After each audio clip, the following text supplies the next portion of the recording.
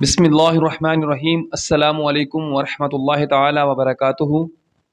آج ہم لوگ کشمیر کے لیے یہ ویڈیو بنا رہے ہیں 5 فروری یوم یکجہتی کشمیر۔ کشمیر کی ہسٹری کو ہم ڈسکس کریں گے، کشمیر کی پاپولیشن کو ڈسکس کریں گے، اور اس کے ساتھ ساتھ کشمیر کے اندر ہونے والے جتنے بھی مظالم ہیں ان تمام کو ہم لوگ ڈسکس کریں گے، تاکہ ہمیں پتہ چل سکے کہ یہ سفر کہاں سے شروع ہوا اور کہاں پر جا کے ختم ہوا، اور اس کی آخر کار منزل کیا ہے۔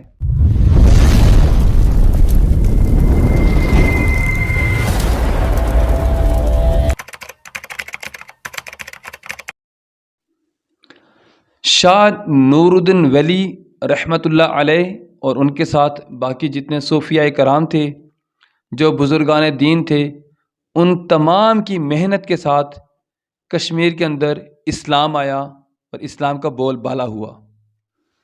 1343 میں سلطان شمس الدین نے پہلی مسلم ریاست کشمیر کے اندر قائم کی۔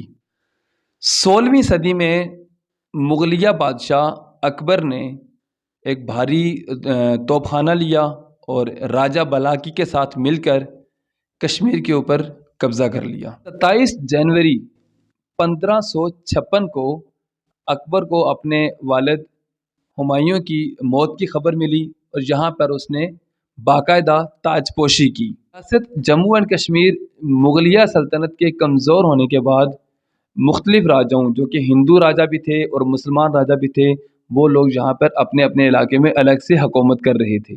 1819 میں رنجیت سنگھ نے کشمیر پر قبضہ کر لیا، اور جیسے ہی سکھوں کی یہاں پر حکمرانی کمزور ہوئی تو اس کے بعد انگریزوں کی کافی حد تک بر صغیر میں آمد ہو چکی تھی۔ ان کی عملداری میں یہ کشمیر آ گیا۔ مارچ 1846 میں انگریزوں نے گلاب سنگھ کو کشمیر کی جو وادی ہے اسے 10 لاکھ اشرفوں کے عوض بیچ دیا۔ 1932 میں علامہ اقبال رحمۃ اللہ علیہ کی کوششوں سے کشمیر کے مسلمانوں نے مسلم کانفرنس کے نام سے ایک سیاسی جماعت کی بنیاد رکھی۔ علامہ اقبال رحمۃ اللہ علیہ اپنے خالق حقیقی سے جا ملے تو قائد اعظم نے کلکتہ اور باقی انڈیا کی آل مسلم لیگ بنا لی۔ اس کے بعد یہ ہوا کہ شیخ عبداللہ کو کانگریس نے اپنی باتوں کے اندر ڈال کے جب ان کو اپنا حامی بنا لیا تو انہوں نے نیشنل کانفرنس کے نام سے اپنی ایک جماعت بنائی۔ جب 1940 میں قرارداد پاکستان پیش ہوئی، اس وقت مسلم کانفرنس نے پورے زور و شور کے ساتھ مسلم لیگ کا، آل انڈیا مسلم لیگ کا ساتھ دیا، لیکن جو نیشنل کانفرنس تھی اس نے کانگریس کی حمایت کا اعلان کیا۔ کشمیر تھا، اس میں تقریباً 80% جو آبادی تھی وہ مسلمانوں کی تھی، اور شیخ عبداللہ جو تھا وہ اپنے آپ کو مسلمانوں کا لیڈر بھی کہہ رہا تھا، لیکن مسلمانوں کی جو اکثریت تھی وہ مسلم کانفرنس کو سپورٹ کر رہی تھی۔ تو 9 مئی 1944 کو قائد اعظم نے ریاست جموں و کشمیر کا دورہ کیا اور پورے 2 مہینے وہاں پر رہے۔ وہاں کی جتنے بھی سیاسی شخصیات تھیں ان لوگوں کے ساتھ ملے، اور قائد اعظم کیونکہ ایک بہت ماہر قانون تھے، انہوں نے یہ دیکھ لیا کہ یہاں کے جتنے بھی مسلمان ہیں وہ زیادہ تر مسلم کانفرنس کو سپورٹ کر رہے ہیں۔ تو انہوں نے شیخ عبداللہ کو کہا کہ آپ جو نیشنل کانفرنس والے ہیں، آپ اپنی جماعت کا، کیونکہ مسلم کانفرنس کو لوگ سپورٹ کر رہے ہیں تو آپ ان کے ساتھ سیاسی اتحاد کریں۔ لیکن شیخ عبداللہ نے قائد اعظم کی بات کو اتنی اہمیت نہیں دی، اور جو اس ٹائم ہری سنگھ جو کشمیر کا راجہ تھا اس کے ساتھ اس نے اپنی گٹھ جوڑ شروع کر دی۔ 1945 میں قائد اعظم نے جو انٹرنیشنل پریس تھی اس کے سامنے کشمیر کی جو سیاسی صورتحال ہے یہ ساری واضح کر دی، اور اس سے جو کانگریس تھی، کانگریس کیونکہ جو جواہر لال نہرو صاحب تھے وہ کشمیر سے تعلق رکھتے تھے، اور وہاں سے یہ حقیقت عیاں ہو گئی کہ جو کانگریس ہے وہ نام نہاد وہاں پر اپنا حق ظاہر کر رہی ہے، اصل میں کیونکہ مسلم کانفرنس جو ہے وہ اس کی مسلمان سپورٹ کر رہے ہیں، تو زیادہ تر لوگ مسلم کانفرنس کے ساتھ ہیں، اور مسلم کانفرنس جو ہے وہ مسلم لیگ کے ساتھ تھی۔ 14 مارچ 1945 کو عید میلاد النبی کا دن تھا۔ جتنے بھی ریاست جموں اینڈ کشمیر کے لوگ تھے انہوں نے بہت بڑے بڑے جلسے اور بہت بڑے بڑے جلوس نکالے۔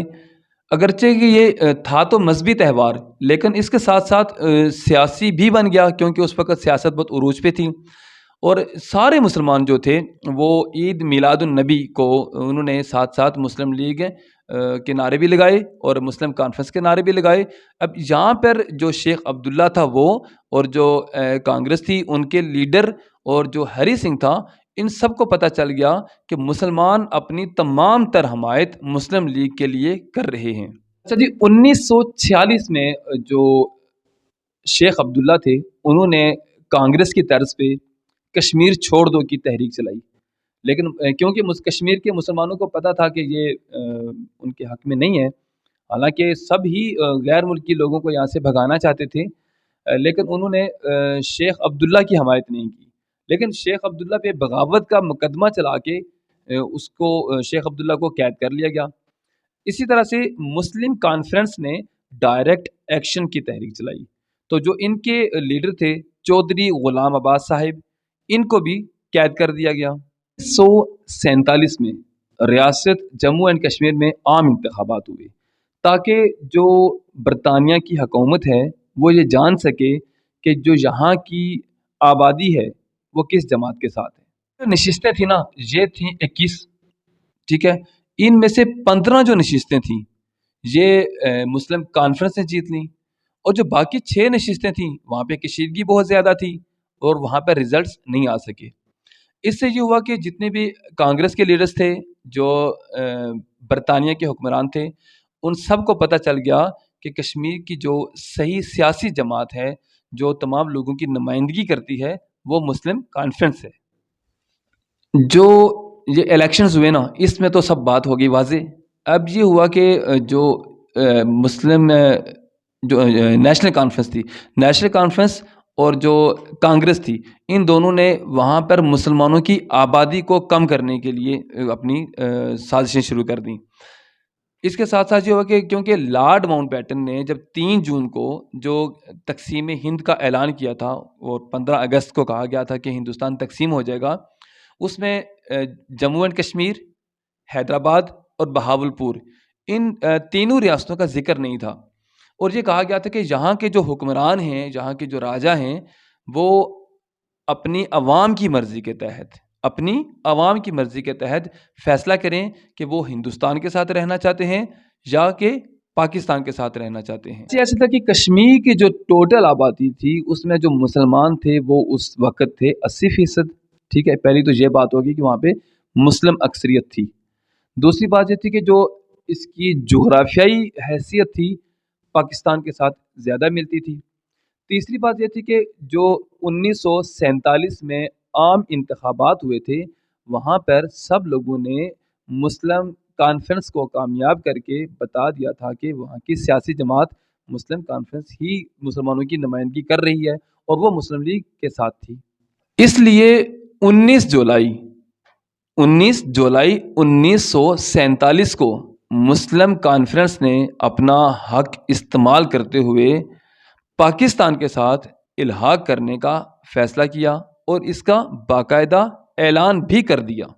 چنانچہ جی 14 اگست 1947 کو سارے کشمیر میں پاکستان کے قیام کے لیے پورا دن منایا گیا، خوشیاں کی گئیں، مٹھائیاں تقسیم کی گئیں، اور جتنے بھی سرکاری عمارتیں تھیں اور جتنے بھی ادارے تھے ان تمام پہ پاکستان کا پرچم لہرایا گیا اور سلامی دی گئی۔ 15 اگست 1947 کو راجہ ہری سنگھ نے پاکستان اور انڈیا دونوں کو ایک معاہدہ پیش کیا جو اسٹینڈ اسٹل ایگریمنٹ، یعنی کہ جیسا ہے جو چیز وہیں پہ رہے، یہ ایک ایگریمنٹ معاہدہ پیش کیا دونوں کے سامنے۔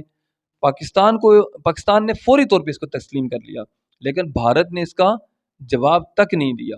اچھا، جو اب ہری سنگھ تھے راجا، انہوں نے کیونکہ وہ خود بھی ہندو تھے اور کانگریس بھی ڈیفینیٹلی ہندوؤں کی جماعت تھی، اور یہ ان کی آپس میں سازش ہوئی. انہوں نے کیونکہ کہا تو یہ گیا تھا کہ جس علاقے کی عوام جو مسلم اکثریت رکھتی ہے وہ پاکستان کے ساتھ ہوگی، جو ہندو اکثریت رکھتی ہے وہ ہندوستان کے ساتھ ہوگی. تو یہاں تھی تو مسلم اکثریت، پر راجا جو تھے وہ ہری سنگھ ہندو تھے. انہوں نے کانگریس کے ساتھ جو اپنا گٹھ جوڑ کیا، گٹھ جوڑ کر کے دیکھا تو یہاں کے مسلمان جتنے بھی ہیں وہ سارے وہ پاکستان کے ساتھ الحاق کرنا چاہتے ہیں، اور ہر جگہ پر پاکستان کا پرچم بھی لہرا دیا گیا ہے. اب صرف ایک دفتری کارروائی رہ گئی ہے کہ جس کے بعد کشمیر کا الحاق جو ہے وہ پاکستان کے ساتھ ہو جائے گا. لیکن انہوں نے کیا کیا کہ انہوں نے فرید کوٹ اور پٹیالہ اور اس طرح باقی ریاستوں کے جو راجا تھے ان کے ساتھ مل کے مسلمانوں کا قتل عام کرنے کی پوری ایک پلاننگ کر دی. ٹھیک ہے، اور یہ کہا گیا ساتھ ساتھ کہ جتنے بھی مسلمان جو تھے، جو پولیس کے اندر تھے یا جو آرمی کے اندر تھے یا جو بھی ایسے لوگ تھے جن کے پاس ہتھیار ہو سکتے تھے، ان تمام سے ہتھیار لے لیے گئے اور مختلف جگہوں سے بغاوت کرنے کے لیے یا مسلمانوں کا قتل عام کرنے کے لیے بلوائیوں کو بلوایا گیا. اچھا، راشٹریہ سیوک سنگھ اور جنگ سنگھ کے جتنے بھی سکھ بلوائے آئے تھے انہوں نے مسلمانوں کا قتل عام شروع کر دیا. اب اپنی جان بچانے کے لیے مسلمانوں نے لاکھوں کی تعداد میں پاکستان کے اندر ہجرت کرنی شروع کر دی. اچھا، اب یہاں پر یہ بات کہی جاتی ہے کہ جب پاکستان نے اپنی آرمی کھڑی کر دی اور ہندوستان کے پاس تو ابھی ایک دن میں اتنی بڑی فوج کھڑی کرنے کا موقع نہیں تھا، لیکن یہ بات غلط ہے. میں اس پہ ایک تاریخی لحاظ سے اختلاف رکھوں گا. ٹھیک ہے، یہ ہے کہ پاکستان تو انڈیا سے زیادہ مضبوط نہیں تھا، پاکستان کے پاس تو ابھی آرمی اتنی نہیں تھی. ہوا کیا، یہ مسلمان کہاں سے اکٹھے ہوئے؟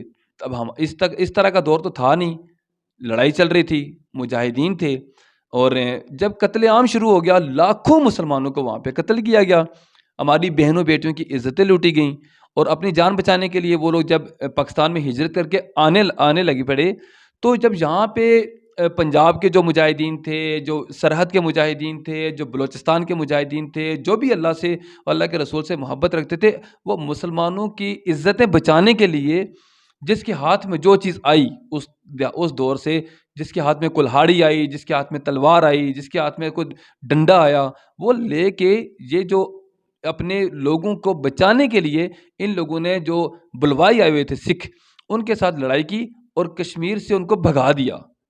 اور ساتھ ساتھ بھگانے کے ساتھ ساتھ کیا کیا جی، ان کو کشمیر سے نکال کے کافی سارا حصہ انہوں نے آزاد کروا دیا، لیکن بہت سارا حصہ ابھی بھی ایسا تھا جو کہ آزاد نہیں ہوا تھا. اچھا، اب جب صورتحال ہو گئی تو ہری سنگھ ہندو نے کیا کام کیا جی، اس نے جا کے لارڈ ماؤنٹ بیٹن صاحب کو جا کے یہ کہا کہ کشمیر کا الحاق میں، کیونکہ وہ راجا تھے وہاں پہ، میں کشمیر کا الحاق ہندوستان کے ساتھ کرنا چاہتا ہوں.